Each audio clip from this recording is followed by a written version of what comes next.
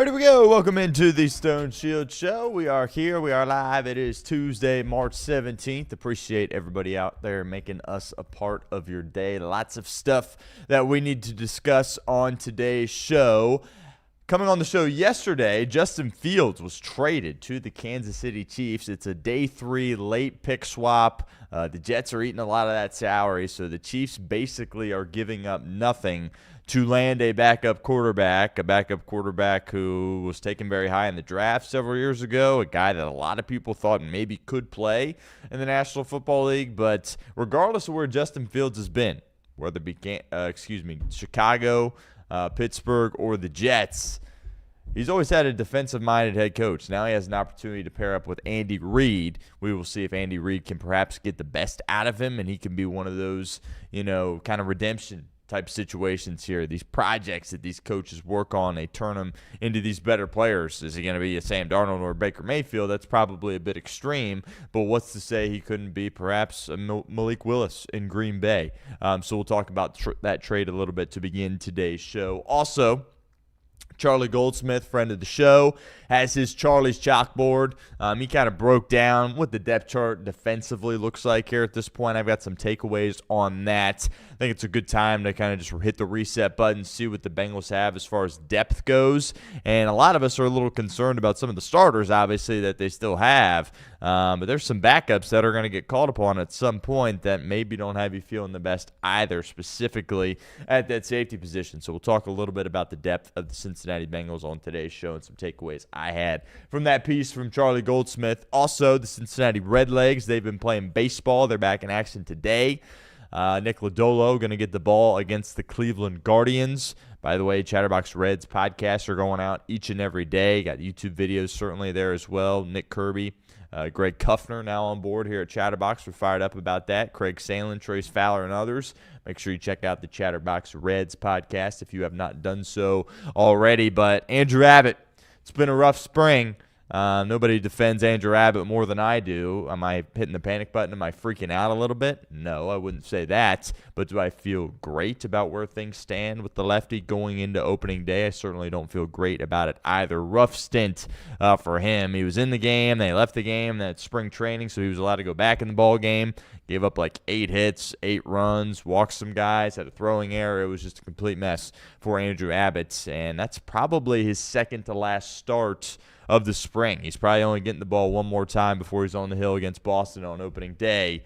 And I'll tell you why, coming up on today's show, why I believe he still will be at his best for that game. Also, I got some thoughts at the running back position. It's funny, that position, we had this conversation several years ago. Remember there was that Zoom meeting between the running backs, and they all were frustrated that they weren't getting paid as much as they thought that they should.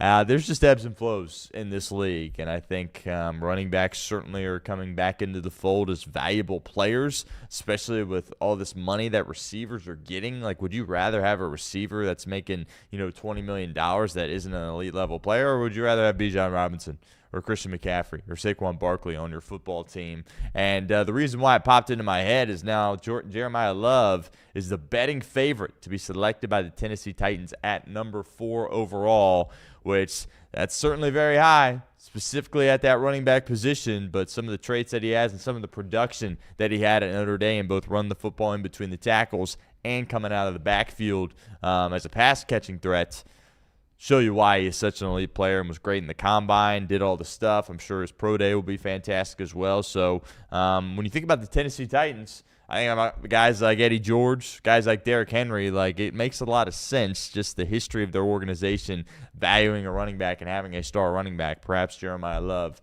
is the next guy on that list. Also, some March Madness thoughts. Couple of games tonight. First 4 in action in Dayton. Very exciting. Kind of the calm before the storm last night.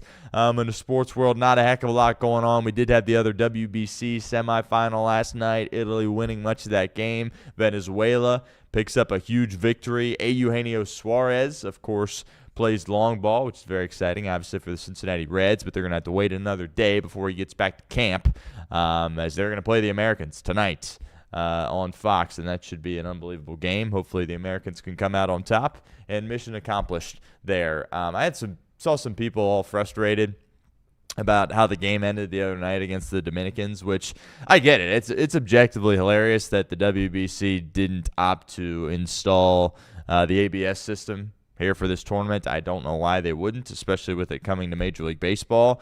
If you're an American, obviously you shouldn't be complaining because the game ended and you won the game against the Dominicans. I think you were favored. We were favored by a smidge going into that game. But, that was kind of the talk of the town was, hey, you know what? The Americans might be in some serious trouble looking at that lineup. Obviously, it was a closely contested ball game, but it's kind of ridiculous they didn't install the ABS system. But as an American, sure, we'll take it. They ultimately got the win in a big way. They look to win the tournament tonight. UMBC, Howard in action, get us going here in Dayton. 1.5 point margin. These first 4 games always deliver. Like, you may have never seen UMBC this year, or Howard certainly, but these games typically are great. That'll be for a 16 seed. The 11 seed tonight, Texas and NC State competing, and also a 1.5 point spread there, so I'd expect that to be a good basketball game. Sean Miller back in the first 4 after, doing it last year with Xavier against Texas. Now he's coaching Texas back in Dayton in the first 4. I'm sure there will be some people giving him an earful at UD Arena tonight, certainly. Redhawks obviously in action tomorrow. Was 7.5, got up to like 9.5. Now I think it's down to 6.5, so I guess some money coming in on the Redhawks. Going to be awesome. Biggest game. I mean, technically it's not in program history because they went on that run with Zorbiak a long time ago. But, I haven't been in the tournament since like 06 or 07. It's been quite some time since the Redhawks have been dancing.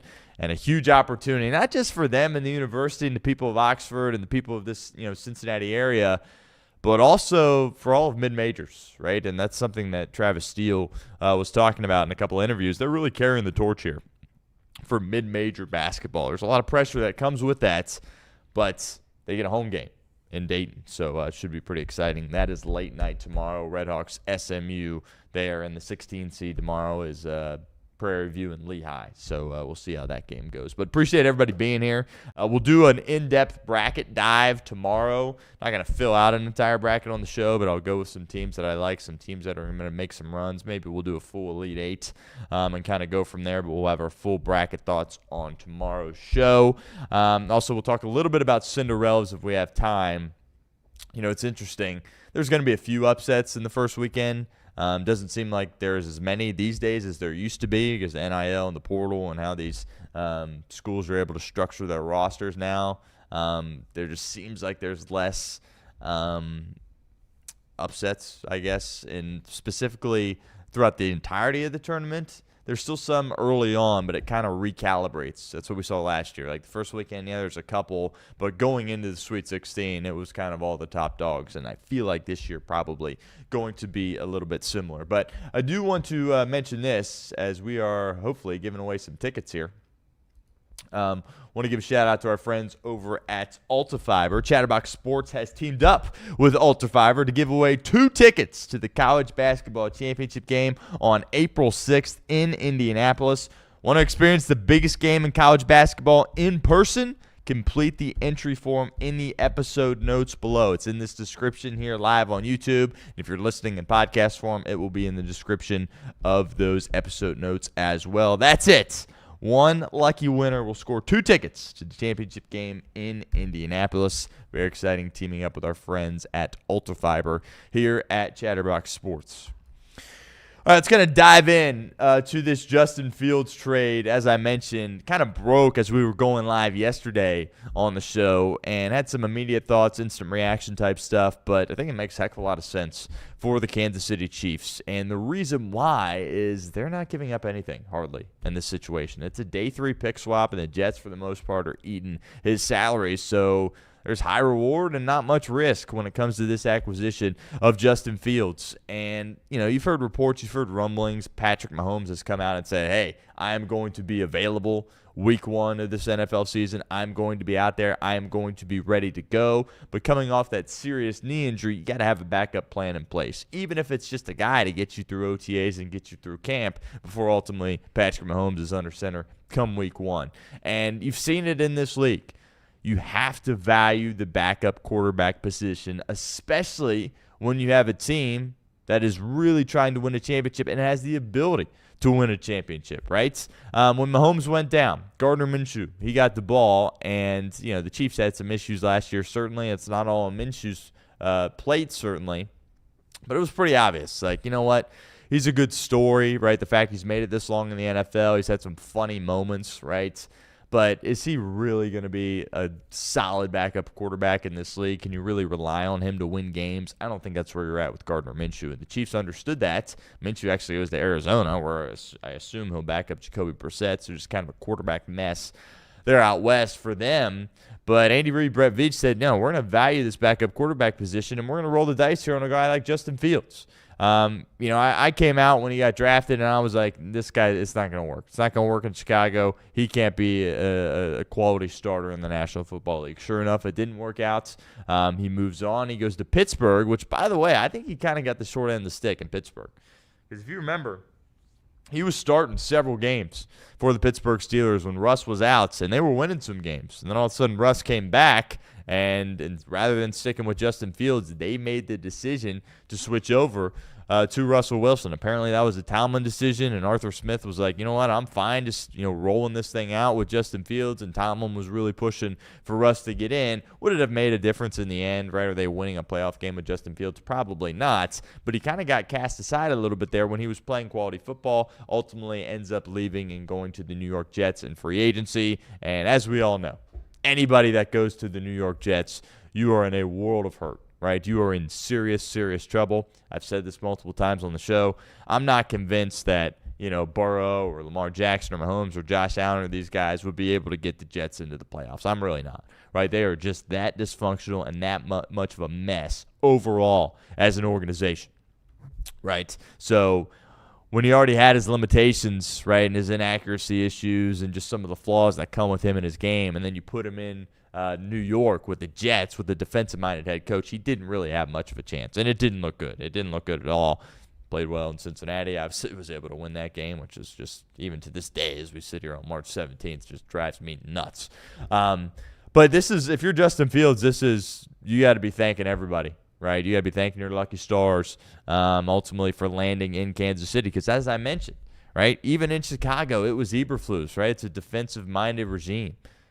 In Pittsburgh, it's Mike Tomlin, right? It's defensive-minded head coach. The Jets, Aaron Glenn. Like, he just needs somebody to wrap his arms around him, and clearly the Chiefs saw something in him. Clearly the talent is there. And I think now you're kind of starting to see this a little bit with some of these teams, some of these organizations that know what they're doing, right? San Francisco getting Sam Darnold, right? Kyle Shanahan was like, yeah, you can spin it. The arm strength is there. The athleticism is there. The will to win is there. The want is there. The IQ is there. Let me take a chance on this guy. Brought him in as Purdy's backup, gave him the confidence he needed, and all of a sudden O'Connell, his buddy out in Minnesota, was like, you know what, I'm interested. And they didn't just give him a vet deal when he went to Minnesota. He was getting paid $10+ million to go be their quarterback. That worked out really well. How about Malik Willis, where it was just really a disaster in Tennessee, where he wasn't even able to get on the field for the most part. It's not like he played a ton of games as a starter for Tennessee. Like, it was so bad behind the scenes that he wasn't even able to go out there. But what happened? The Packers are like, well, he's a high-character guy. He's got the traits. He's got the athleticism. He's got the arm strength. Let's roll the dice and get him in here into our program, our organization, and see if we can build up his confidence. Sure enough, they did that under the tutelage of Matt LaFleur. Jordan Love goes down, and they won a bunch of games over the past 2 years with a guy like Malik Willis. And by the way, there's been some reports, there's been some rumblings that Green Bay could potentially be interested in Anthony Richardson. And if I'm Anthony Richardson, I'm doing everything in my power to make sure I end up in Green Bay because they know what they're doing with offense and they know what they're doing with quarterbacks. So I think you're starting to see some of these organizations that aren't laughingstocks like the Jets and the Cardinals and these well-run organizations. They're looking at some of these quarterbacks and they're going, maybe it didn't work out here for whatever reason, but if they're made of the right stuff and if they have the talent and the athleticism and the arm strength, let's roll the dice on him. And I think that's what Kansas City is doing right here with Justin Fields. And ultimately, we will see if his services even get called upon as far as being out there and being their starting quarterback in an NFL regular season football game. But regardless, he's going to get a lot of work in OTAs, a lot of work in camp, a lot of work with Andy Reid, just sitting in that room with Andy Reid and Patrick Mahomes. That's a big-time reset for him where there's no real pressure. assuming he's not the starter, he can just learn from the best of the best and see where he goes from there. And the Chiefs are essentially paying nothing in order to make it happen, right? And that's kind of what we talked about with Kyler and Tua Tagovailoa, right? If those teams had to pay $10+ million for Tua and Kyler, would they do it? Probably not. But Atlanta is looking at it going, well, Miami's paying your $50 million. We just got to sign you on a vet minimum deal where it's $1 million or whatever it is, which is nothing to these NFL teams. Sure, sign us up. Come on over to Atlanta. If they had to pay him $10, $15 million, are they doing it? Probably not. Similar situation in Minnesota with Kyler Murray, right? Falcons or the Cardinals are paying him $35+ million. If the Vikings had to pay 10 to 15 to get Kyler, would they want to do it? I don't know. Maybe they're a little bit desperate. Maybe they would do it more so than Atlanta would do it with Tua. But you get Kyler Murray at $1 million a year, like, sure, sign us up. We'll see what, ultimately we can do. That's where Kansas City is here with Justin Fields, basically giving up nothing to have a guy that was a highly touted guy, that was an early draft pick, that clearly has some athleticism, just doesn't have confidence, just doesn't have the accuracy and touch and timing and rhythm that you need to play at the NFL level. But what's to say that can't improve if you add him into the equation with a guy like Patrick Mahomes and a guy like Andy Reid? So I'm not sitting here predicting that this thing's going to work out, but it's all about fit in this league. If you're in Green Bay, you got a better chance than if you're with the Jets, right? If you're in San Francisco, you got a better chance than with the Cardinals, right? You got a better chance at having success in Kansas City than Vegas, right? And he's been, in some bumpy stops here with the Bears and the Jets, two of the most embarrassing franchises in certainly my lifetime. Obviously, the Bears turned the corner last year, but you look at the scope of the past 20 years, hasn't been good. Jets have been a mess. Steelers have been solid, but defensive regime, it's not like they're winning playoff games, right?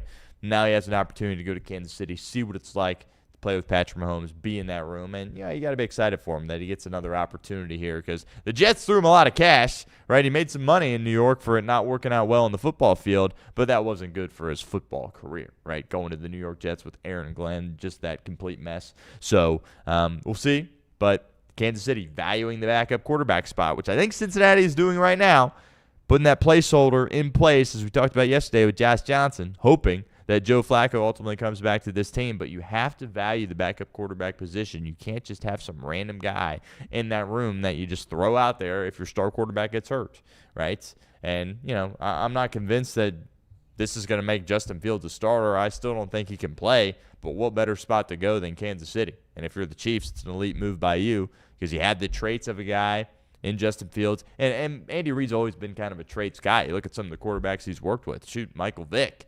Huge arm, athlete, running around. Patrick Mahomes, same thing. Brett Favre, same thing. Donovan McNabb, to some extent, same thing, right? So he probably loves Fields as a prospect, loves, the ceiling, right? He just needs to work out some of the wrinkles to potentially get him there. And we'll see if he is perhaps the next reclamation project here in the NFL. And if some other team, if he goes in and just plays 2 games for the Chiefs and they win one of them and he just looks solid out there, not like a star, but just does his job and they win, somebody next year probably going to throw him some money to be the starter. So it makes a lot of sense for Kansas City.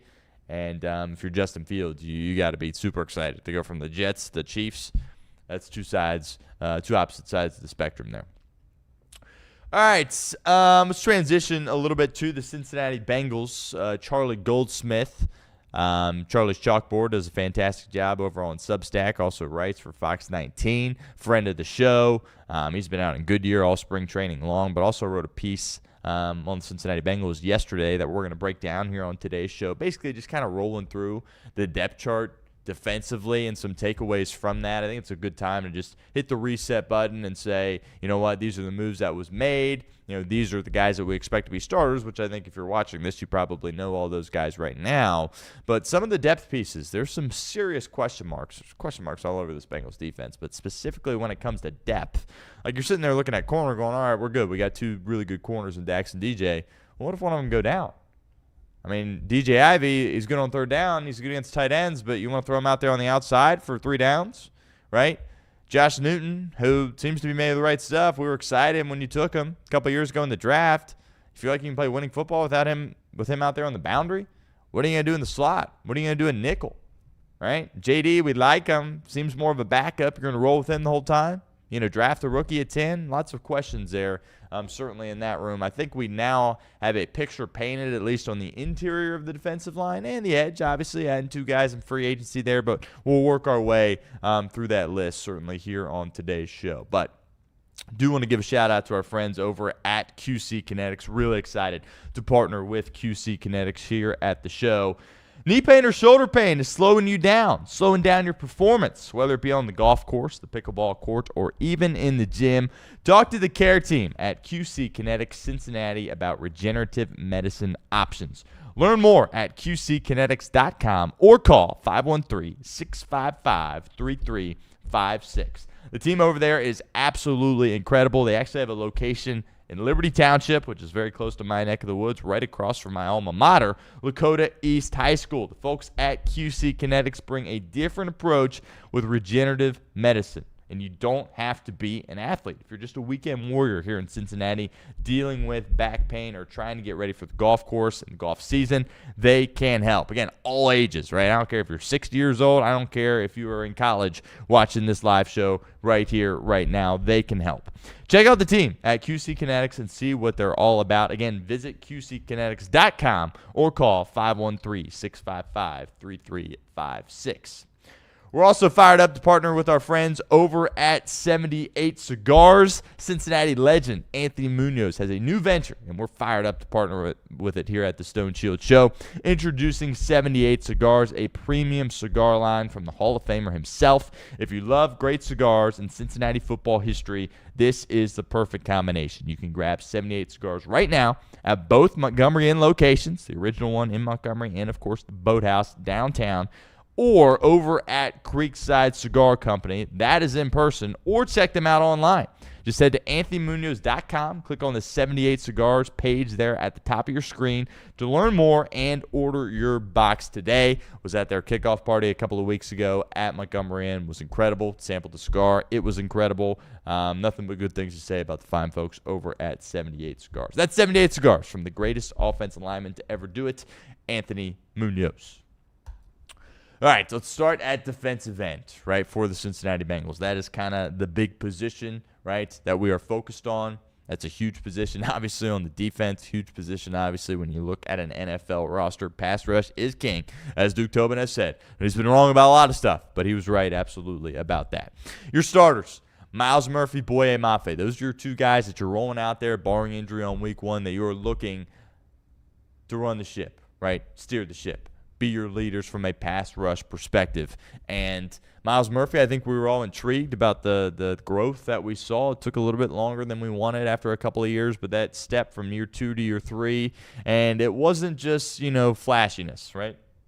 It didn't just happen once or twice out there on the football field. It was a consistent product from Myles Murphy throughout the majority of the second half of the season.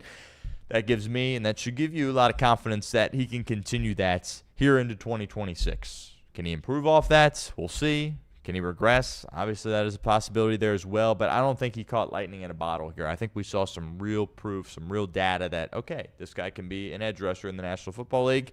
Can he be a 1? I don't know. That's what the Bengals are going to ask him to do, but is he a 2? Absolutely. Based on what he was able to do last year, can be a 2. Boye Mafe. Bengals rolling the dice a little bit on Boye Mafe. He was a rotational guy with Seattle. So, you people out there that just look at the sack numbers, you're like, well, what do we have in this guy? Remember, free agent for a reason.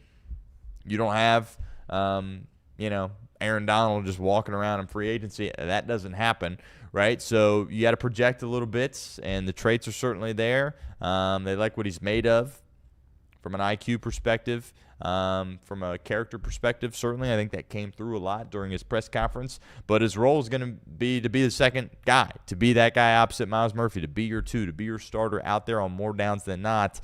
Bengals aren't looking at him to be a pass rush specialist. They're not looking at him to be a rotational player. They're looking at him to be that second guy. In a lot of ways, a Trey Hendrickson replacement. Maybe that's Myles Murphy. That technically is a Trey Hendrickson replacement, but they're looking for that other starter, and it is going to be Boye Mafe. And they're going to give him an opportunity, even if it doesn't go great in the beginning of the year. They're going to keep him out there. Why? Because they're paying him a lot of money.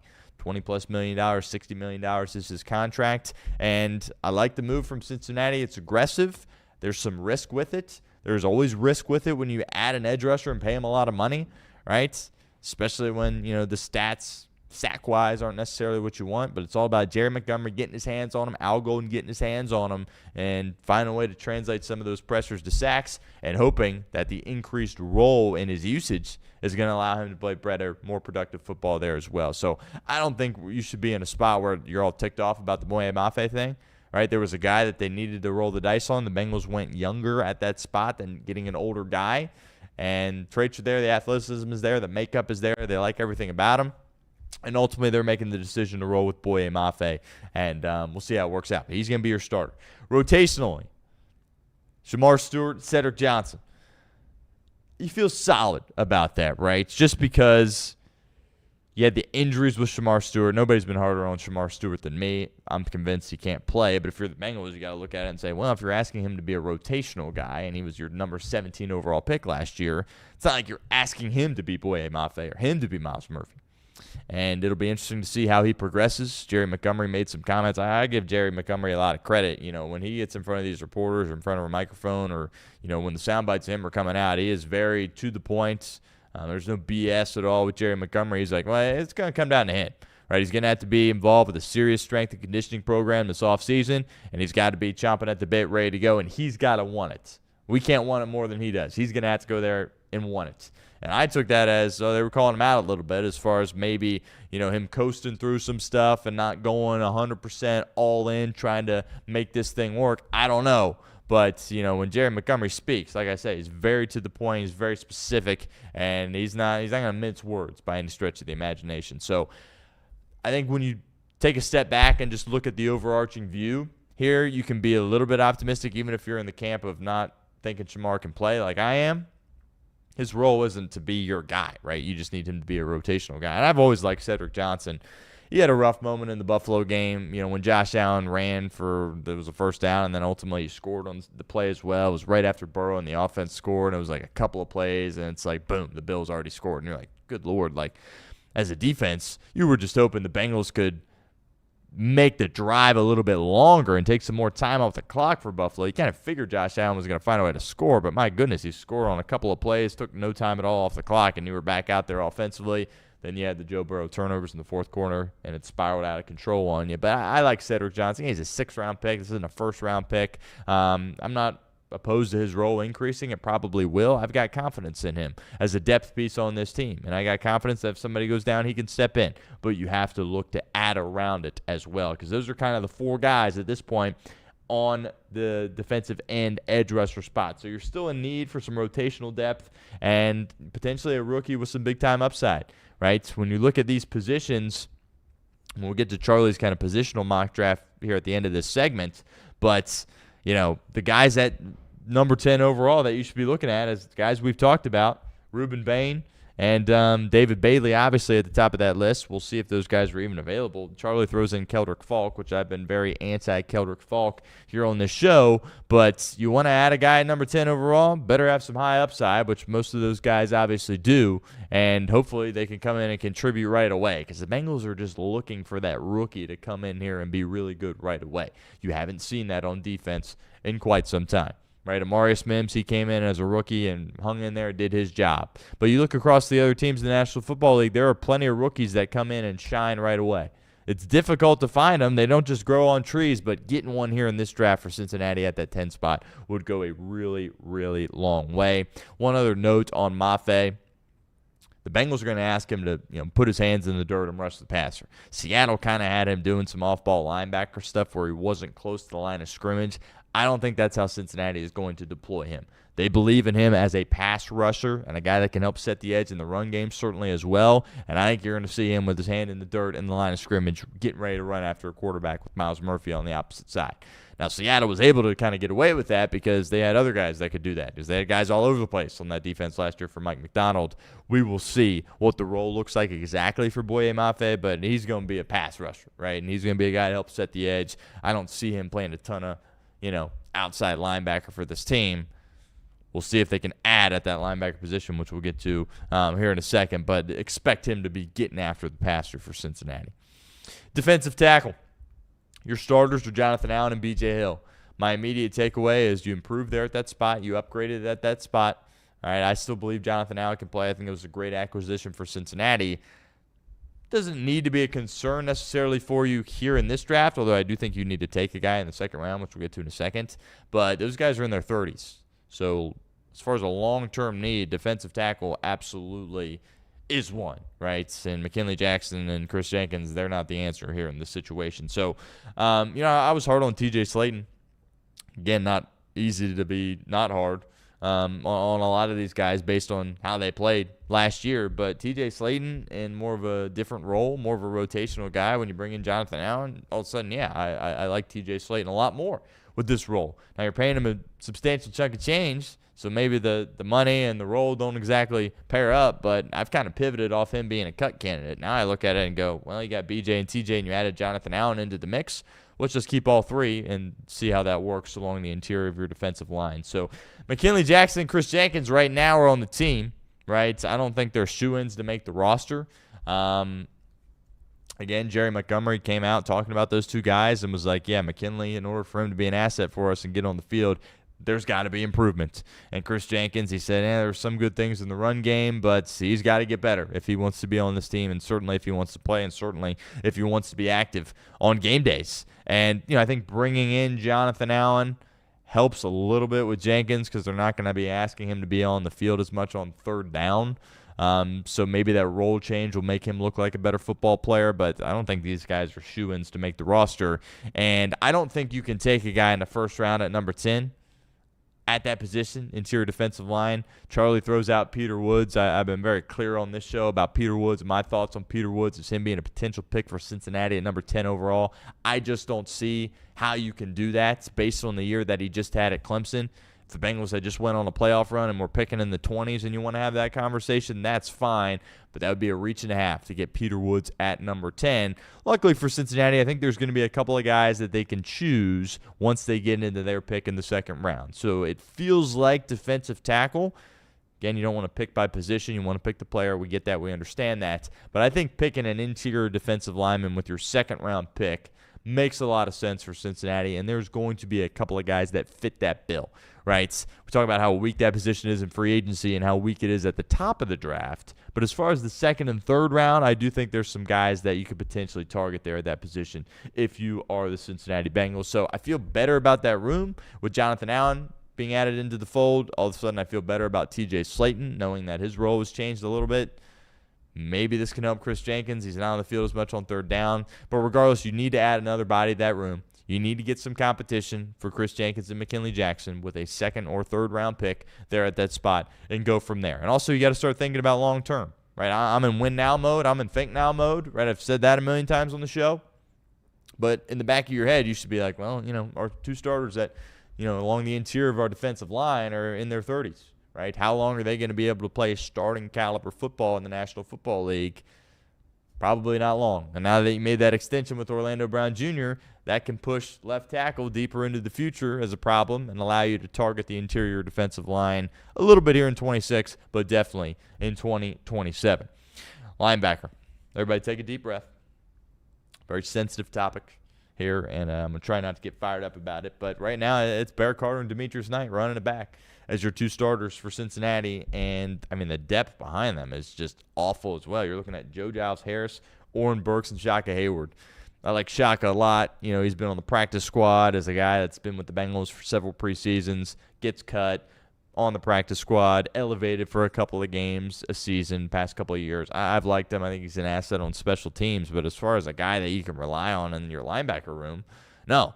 Because the mindset for us, and as much as we dog Demetrius Knight and Bear Carter as fans, the realistic mindset is, okay, can we get one of those guys to be a 2 and then bring in a 1, right? As much as we would like to move off both of them, that's not really realistic. Can we get one of those guys to be a 2 and then bring in a 1? Well, the problem is they didn't bring in a 1. And the only one that they can get, unless they make a trade, which we know Cincinnati isn't doing, is Sonny Styles.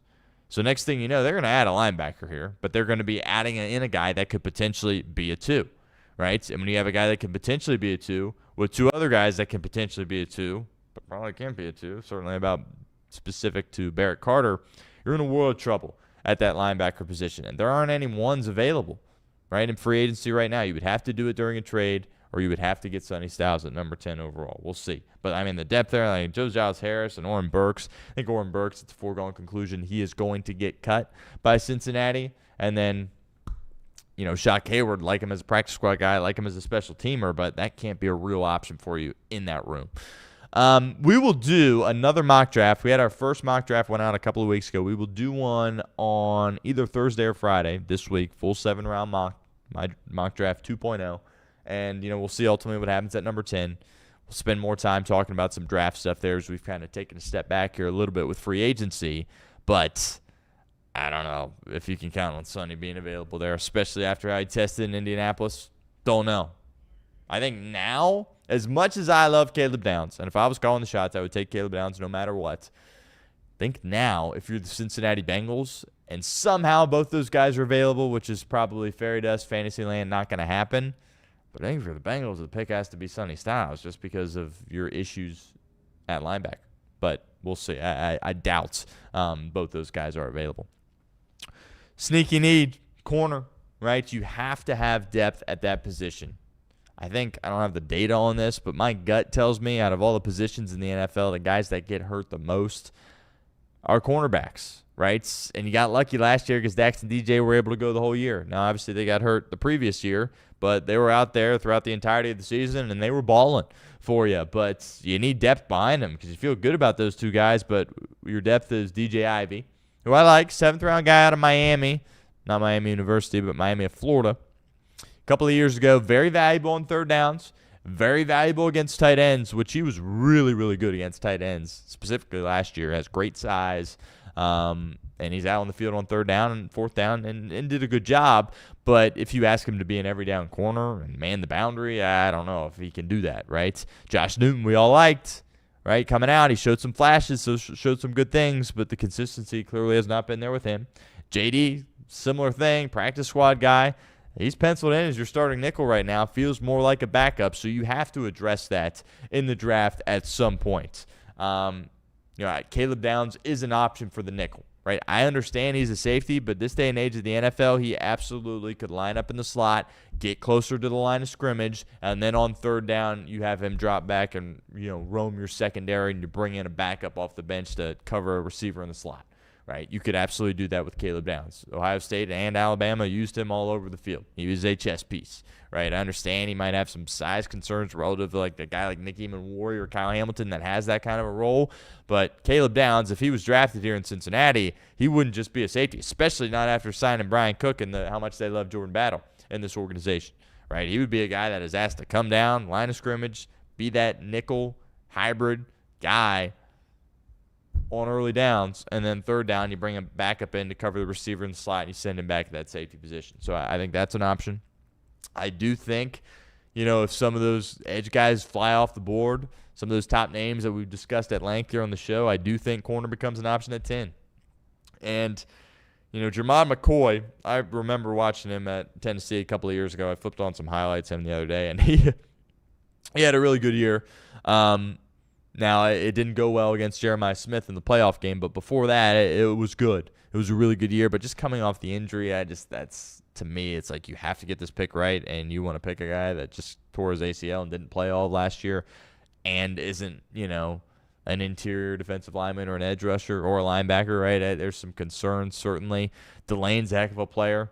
I'm still open to getting him, and there's some size concerns with him, but he can run. He's got great ball skills, and he didn't give up a touchdown last year for LSU, so that's obviously what you're looking for if you're Cincinnati. But corner, even how you fill out the back of the room, and the Bengals love having young guys in their secondary, so that needs to be addressed because you're an injury away, a turned ankle away for 4 to 6 weeks even, for Dax Hill and DJ Turner being in serious trouble right now at that position for Cincinnati.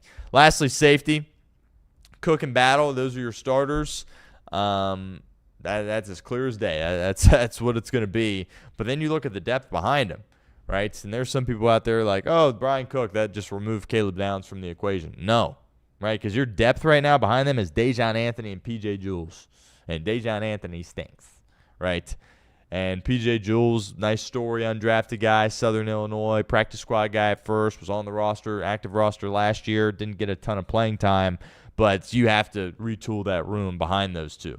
You hope Brian Cook and Battle can stay healthy, but you're not in a position where either one of those guys can play if you're the Bengals and one of those guys go down. So absolutely, I'm still interested in Caleb Downs' services if he's still there despite the Brian Cook signing. Tyson Anderson, as we're doing this live on March 17th, remains unsigned. I'm open to a reunion with Tyson Anderson. That doesn't necessarily help you out at safety, but it helps you out a lot on special teams, right? And if he had played better at safety when he came in at the end of the year, he would be gone by now. But I think it's pretty clear he's kind of just a special teams guy after how that experiment went when he was playing safety at the end of last season for the Bengals. And then real quickly, Charlie had his positional mock, and I agree with this a lot. Round one, it feels like it's either Edge or Caleb Downs or Sonny Styles. He doesn't have Sonny Styles, but that's what I would do.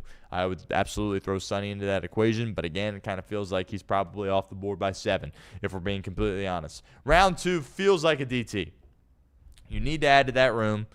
Right, you need to find, right, I mean, you took Chris Jenkins in the second round. That obviously didn't work out, but you need to take that next Chris Jenkins that hopefully is a lot better, if that makes sense. And there's going to be some guys in the second round along the interior that could potentially boost this roster. So round 2 DT makes a lot of sense to me, especially after the extension for Orlando Brown. We're probably having this conversation about tackle there at that spot had you not done that extension. But now you added 2 years to his contract. As much as I don't like it, like there's your guy at left tackle, and again, you hope he stays healthy, but you're not really in a spot to draft one high after an extension like that.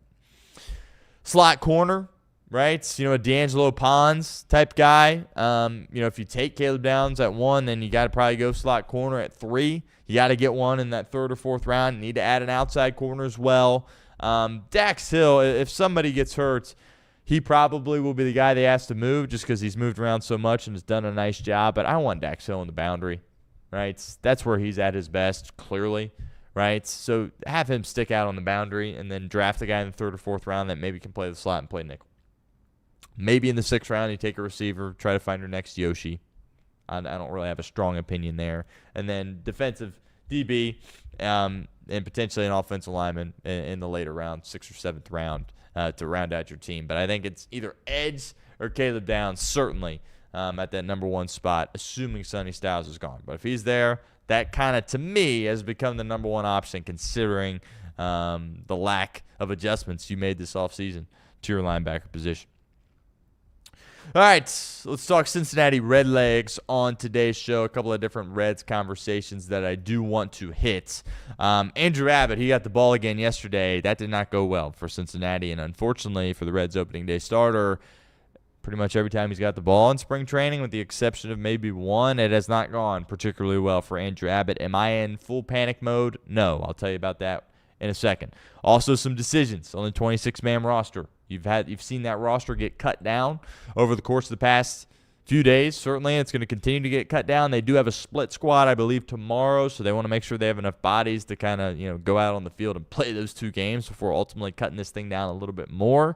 But the position battles that we're going to focus on here today, your 2 starters, right, in your rotation, 3 guys competing for 2 spots. C. Trent Rosecrans came out for the Athletic, and he penciled in B. Will.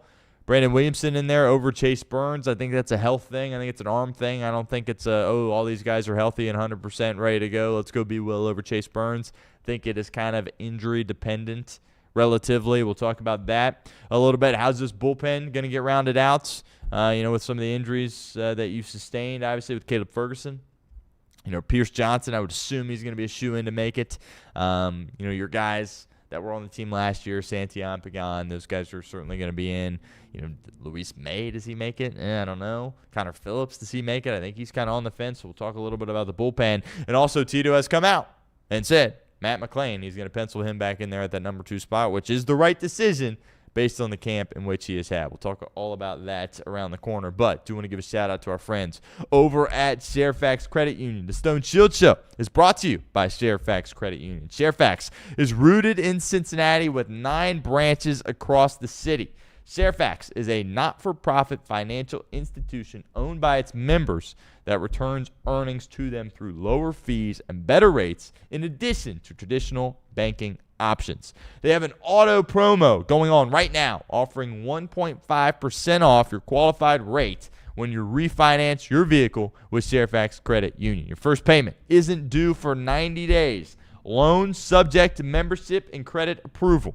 Restrictions apply. Visit the website for terms and conditions. Go to sharefax.org to apply online or call 513-753-2440. Once again, sharefax.org.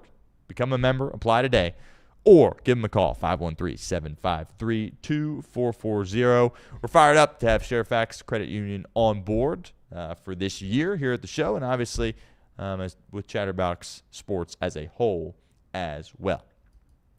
So Andrew Abbott was lifted yesterday, went 2+ innings, and then he was reinserted in the bottom of the fifth, which I guess, they do this with spring training. I don't really understand it, right, because it's never going to happen in a regular season game. So why does this happen? I'm sure there's a baseball person out there that has a very obvious answer that I'm just not thinking of. But to have a starter, he's going to pitch, and then he's going to come out, and then he's going to go back in again. Like, that kind of goes against everything I know about pitching in baseball, but I don't know.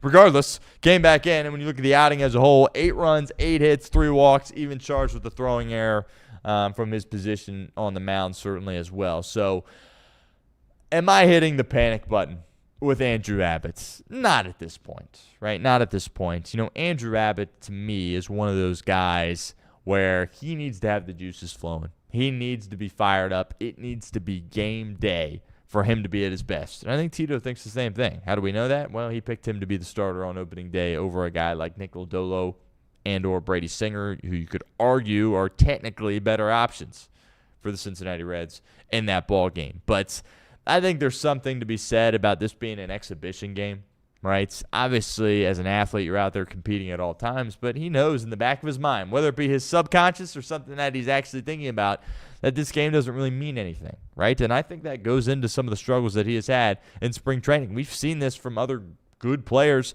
in professional baseball across all different positions. Some guys in spring, it's all about just knocking the rust off, and they don't really hit the ball well or they don't really pitch well, but boom, opening day comes, and they hit the ground running because they're all in. The intensity is just higher, right? The competitive nature of the game is higher. Their competitive spirit as athletes comes out more, and it allows them to play better. I think that's kind of how it works with Andrew Abbott a little bit, right? He needs to be the man in the arena. He needs it to be at GABP or one of these professional ballparks where it feels like everything is on the line for him to be at his best, right? That's takeaway number 1.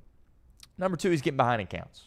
Right? Now, you could say this about every single pitcher in Major League Baseball, where it's like, well, you're going to struggle if you're falling behind in the counts. And probably true, but if you're Paul Skeens, you're going to be able to get away with it more than a guy like Andrew Abbott. That's just the reality of the situation with how hard he throws and the different stuff that he has and the type of pitcher that he is. He can just get away with more stuff, right? Andrew Abbott's not really in a position to do that. Why is Andrew Abbott so good? Because he's able to live on the edges, right? Well, if you're behind in the count, you're trying to live on the edges, and you're missing ever so slightly by fractions of inches, well, that's a lot of base on balls, right? And then all of a sudden you got to attack the heart of the plate, and then all of a sudden you run into some barrels, which I think has been the case for Andrew Abbott here throughout the course of spring training. So he's got to get ahead in the count. And why am I confident that he's going to be able to do that? Because that's all he's done since he's been a Cincinnati Red Leg, is get ahead in the count. That's part of what's made him so good. So that's going to be an issue for any pitcher. When you're in that situation, you're falling behind. Next thing you know, it's a 2-0 count. Now we got to attack this guy a little bit. Issue all across the league, but specifically a guy like Andrew Abbott, who isn't going to blow you away with a fastball, who can't just say, all right, let me just zing one in here, 102, blow you away real quick, and kind of get back in the count. He doesn't have that in his game, right? And that makes things a little bit more difficult for him. But once he gets out there and it is a situation where it's a real game that means something, and he's getting ahead in counts more, I think you're going to see him have some success. Again, it's not panic button time. Obviously, he's been frustrated. He said that speaking with the media. The results haven't been good. But Tito's talked about some of his bullpen sessions. They're making progress. They feel good about where he's at. The results just haven't been there. And, it's a great time for the results not to be there, right? Because if this was happening during the regular season, we'd all be freaking out. But the reality is you can be a little concerned that he hasn't been at his best here through the spring. But the reality is, it doesn't mean anything, right? Now, if it continues through his first couple of starts, once we get to the real show here in a couple of weeks, that's an issue. But for now, I'm not going to hit the panic button about it. I'm confident in him as an opening day starter. He, to me, feels like a guy that wants to have the ball in a big-time situation. Something we've talked about on the show. Didn't get the ball against Los Angeles. Not necessarily to his fault with how the season ended, but very, very unfortunate nonetheless that he didn't get the ball against that lineup. And you're not really in a situation where you can replicate that until you're back in the playoffs. But if there was one situation where you could sort of replicate it, it would be on opening day. And I think in large part that is why he is getting the ball in this game for Tito Francona, because he missed out on that opportunity in the playoffs. Hunter Green's out, and he's like, you know what? We need Abbott to, feel what it's like to pitch in this kind of situation. And as we know, opening day in Cincinnati isn't the same as opening day in these other places, right? That ballpark's going to be filled. That parade's going to be crazy. The city's going to be buzzing, as it always is, regardless of the expectation of the team. Now you couple it with the fact that Cincinnati just went to the playoffs, and the expectations are, I don't want to say sky high, but the expectations are get to the playoffs again and try to pick up some wins in the process. I mean, opening day is going to be quite the scene in Cincinnati, and I still am confident that Andrew Abbott getting the ball is a quality decision for Cincinnati. Rotationally, 2 spots, 3 guys are involved here at this point. Brandon Williamson, Chase Burns, Rhett Lauder. I was always saying I wanted Rhett to be in the rotation. Seems like now that is a foregone conclusion that he will be in the rotation. And the conversation now is it Brandon Williamson? Is it Chase Burns? And where Chase Burns is at, how young he is, you don't want to rush him. And a guy that throws that hard, like, you're susceptible to injuries. That just happens in this game. Like, Paul Skeens is like defying all the odds right now that he hasn't been hurt yet. Like, it just happens when you throw that hard, right? And I don't think he's been hurt, but there's a reason why, he only threw a couple innings and they're not going full go with him right now, because clearly there was some issues that came up of some range of motion stuff that they're probably just, being very cautious with, but at the same time, it's not nothing. You don't need to just rush him so he's available and on your roster on opening day. Now, if you're in a situation where he's ready to go, yeah, sure, do it. But also having 3 lefties in your rotation, that's not the end of the world. In fact, that's kind of a good situation to have. If you got Abbott, Dolo, and Williamson in your rotation, like that, we'll take that, right? That's pretty solid to have 3 starting left-handed pitchers. So, I think so many people talk about the chip on the shoulder of Burns and the electricity that he brings to the rotation. Well, let's not forget, B. Will has a little bit of that as well. Right, and he came out with the quote where he's like, I fully expect to get on that plane and go to Cincinnati, which I can respect him coming out and saying that. I want a guy that's a fringe starter to have that mindset, have that mentality, that dog mentality. And so, if you lose out on the chip on the shoulder from Chase Burns, well, I think Brandon Williamson kind of can bring that a little bit. I think a lot of people forget that, considering obviously he didn't pitch for Cincinnati this past year. But that's something that we're going to continue to monitor. I don't know. I don't have a gut feeling on it. Again, health. If health wasn't an issue, I think it'd be Burns and Lauder. But, if they're going to continue to slow play this thing a little bit with Chase Burns, which I don't think is a bad decision, I think you're in a spot where Brandon Williamson could very well be that 5th starter for you, and then he'll do it for a couple of weeks, and then when Chase Burns is ready to go, he'll be inserted in the rotation. I don't think it's a situation where Burns is going to be in the pen and Williamson's the starter. I think if Burns isn't going to be in the rotation, it's going to be because he's not ready to go yet. And again, it's a long season. No reason to put him in a situation where you're rushing him when he's not fully ready to go at that age with how hard he throws the baseball. But Reds, as we're doing this live, they're down to 34 on the roster. Obviously, got to get to 26 by opening day. Basically, it's 32, though, when you factor the injuries of Hunter Green and Caleb Ferguson. It'll be fascinating to see what they do on that last spot. Kind of feels like some people are coming out saying Nathaniel Lowe's definitely on the team. Some people are saying he's competing for that final spot. I've been a big J.J. Bleday guy ever since they signed him. I've been a Bleday guy all camp. What I've seen and read about J.J. Bleday is like he should be on the team. But are you going to go with Bleday over Benson? Probably not. I don't know. I really don't know at this point in time. Neither one of those guys is an opening day starter, right? It's going to be Steer out in left field. But as we know, small market team, you're going to do some platoon stuff, certainly in the outfield. Both those guys left-handed hitting bats. Can't hit against lefties. I know Benson can't. I would assume Bleday can't either. but, certainly going to be factored into the equation when you're going up against some right-handed pitching throughout the course of the season. So we're going to see both of those guys. Both of those guys have an option as well, so it's really not the end of the world who they opt to go with. My gut or my heart says I want J.J. Bleday. Nothing against Will Benson. I think Will Benson gets disrespected around this city. I know he doesn't at this company, but I think a lot of people around this town disrespect Will Benson a little bit. But it's more just what I believe J.J. Bleday can bring to the table for the Cincinnati Reds team and the Cincinnati Reds lineup. Speaking of the lineup, Matt McClain is going to get penciled in at that number 2 spot. Tito has come out and said that, and they asked him, how long have you known that? He's like, yeah, about 4 weeks. Shouldn't surprise many people. That was the plan all last year, and then Tito had no choice but to pivot off it because he was in a slump throughout the entirety of the year, right? And you never want to get too high about some of the stuff you see in spring training and some of the production certain guys have, but at the same time, it's not nothing. And Matt McClain's been balling for this team. He's batting over 500. The power's been there. And honestly, the thing that excites me the most about Matt McClain and how he's performed in the spring is the strikeout numbers are down. It felt like there was a point last year where you got 2 strikes on him. You might as well just usher him back to the bench right there, right now, because he was going to strike out. Well, those strikeout numbers are down a little bit. He's walking a few times as well. Well, that's everything you want in a number 2 hitter. He can do it all. He can get on base. He can singles. He can hit the ball over the fence, extra base hits, can walk, not striking out a ton. Like, that's what you want in a guy that's batting number 2 in your lineup. But all of a sudden, we've talked about this a lot, how Matt McClain's kind of the wild card for this team and specifically this offense. You look at this projected lineup now, with McClain playing the way he is in spring, all of a sudden you got Elliott third, right? Suarez, who just went yard for Venezuela last night. He's hitting 4th.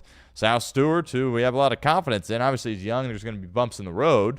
But him at 5th, there's a lot of power there, right? Spencer Steer is a bottom 3rd part of the order, which I like Spencer Steer a lot, but he's a heck of a lot better in the bottom 3rd of the order than he is if you're asking him to bat number 4 in the lineup, right? All of a sudden, you've got some power from some of your left-handed bats in Bleday and Benson, and there's a lot of reason to really get excited about this lineup. You're talking about a guy in Noelvi Marte who might be a bottom 3rd hitter for you, right? I mean, we were kind of talking about him. Is it going to be McClain or Marte at number 2? Clearly, it's McClain now, right? And Marte did a great job at the top of the order last year. All of a sudden, you pencil him in at 7 or 8 in the lineup or 6 in the lineup. That's a complete lineup here for the Cincinnati Reds. So the most intriguing thing about the Reds spring training at this point, obviously, has been Matt McClain. There is so much reason to be excited about him because if you check him off at that number 2 spot and at second base, all of a sudden you look at the lineup and you go, okay, you might be cooking with a little bit something here. So, again, is he going to bat 500 this year? No. But if he can just show some of the stuff he's shown in spring, in the regular season, and make significant strides on the awful season he had offensively last year, there's a ton of reason to be excited about Matty McClain, this Reds offense, and the Cincinnati Reds team as a whole. So we'll continue to monitor, as they continue to cut down their roster, right? Got to get to 26 by opening day. We got you covered on socials for that. Give us a follow on Twitter at Seabox Sports. But I don't have a bullpen projection in my head right now, but there's going to be some guys that are obviously going to get cut that are still on the team right now competing for the bullpen. But injury-wise, it's really just HG and Ferguson at this point, and potentially Chase Burns as well. But Reds are in a good spot. A couple more weeks. Opening day ultimately will be here. A couple of running back thoughts real quickly before we get out of here on today's show. Mentioned this at the top. It's funny. A couple of years ago, remember those running backs? They got together and they all were upset that they weren't getting paid enough. The position had just been kind of devalued a little bit. And, I get the frustration because running back is very important. And those guys take so much punishment. They're getting in car crashes each and every play. And, in this league, what goes around comes around, right? And there's ebbs and flows. There's trends. And I think now it's safe to say we're back at a point in the National Football League where running back is a position that is valued, right? And I think Jahmyr Gibbs kind of springboarded this a little bit in Detroit. Obviously, they took him in the top 10. A lot of people are like, whoa, what are you doing? And then immediately he got there and was like, oh, that was a great pick. This guy is an absolute firecracker when he has the football in his hands, right? And then Saquon Barkley, after leaving the Giants, that first year with Philadelphia is one of the best seasons that we have seen, period, in the National Football League at that running back spot. I've always been a huge McCaffrey guy. I think he's the best in the league. Obviously, he's probably out of his prime at this point, but McCaffrey has just been a model of consistency when he's healthy, both running the ball in between the tackles and catching it out of the backfield, certainly there as well. And now all of a sudden these betting odds are out, and Tennessee is favored to draft Jeremiah Love. And I got to tell you, I don't think it's the worst thing in the world for them.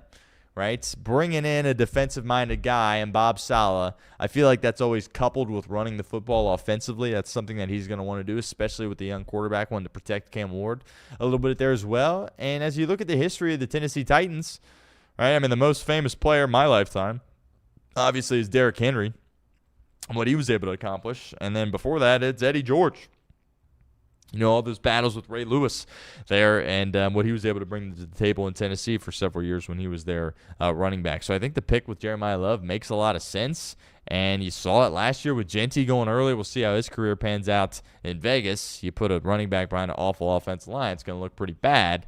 So maybe he can bounce back from that. But I just think it's interesting. What goes around comes around in the National Football League. Is I think that running back spot is a heck of a lot more valuable than it was a couple of years ago. And we'll see if the Bengals value it here this offseason, if they perhaps give Chase Brown an extension or create a little beef and a little friction there between them and their star running back. But that's obviously an offseason topic that we spent a lot of time talking about and we'll continue to talk about here as we kind of transition a little bit into this next phase of the offseason. Maybe a signing or two in free agency, certainly some draft conversation. I think once we get into the summertime, we'll be talking about some potential extensions for Chase Brown and obviously the two corners, Dax Hill and DJ Turner as well. Appreciate everybody for hanging out here on the show. Before we get out of here, I do want to mention this from our friends over at Homage. Chatterbox Sports is proud to partner with Homage, and we've got a special deal for you. The first 100 listeners get 20% off site-wide. That includes all the great t-shirts, sweatshirts, and everyday gear you see. There are just a few exclusions that do apply. For instance, the New Heights gear certainly fits in as an exclusion. But I just got some gear yesterday. Trace Fowler dropped it off here at the office. Got a really cool red sweatshirt. I got a Memorial Golf Tournament t-shirt. I've got some Bengals stuff there at the house. So some really cool Cincinnati sports stuff over at Homage. Really encourage you to check out that link, which, by the way, is in the description of this YouTube video. And if you're listening on a podcast, it will be in the episode notes of the podcast. Check out the link. Use code CHATTER at checkout. That's the big thing. To get your 20% off, use promo code CHATTER at checkout. Just go to homage.com/cbox, and that's CHATTER at homage.com/cbox. Get you some sweet gear and get you that 20% off as well. We will be back tomorrow with lots of stuff that we need to discuss. We'll really do a deep dive into the bracket. Haven't done much of that on today's show. We'll preview the Miami game with SMU. Obviously, if any Reds or Bengals news breaks, we will talk about that. But be on the lookout for our bracket show tomorrow. We'll have some picks, some predictions, some thoughts on the bracket as a whole. And maybe we'll spend a little time talking about Ohio State. They're favored by 2.5 against TCU. I don't know. Ohio State, you got to give them credit for how they finished the year, but kind of feels like a one and done, in my opinion, as it relates to Diebler and the boys in the tournament. But we'll talk about the bracket, and we'll do some previews and predictions, and we'll talk about the Redhawks, who have a big one tomorrow against SMU in Dayton. Enjoy the madness tonight. Appreciate everyone as always. Thank you to our sponsors, QC Kinetix, Sharefax Credit Union, and 78 Cigars there as well. Thanks for hopping on board. Exciting times here at the show, here at Chatterbox. We will be back tomorrow, and until then, take care, everybody.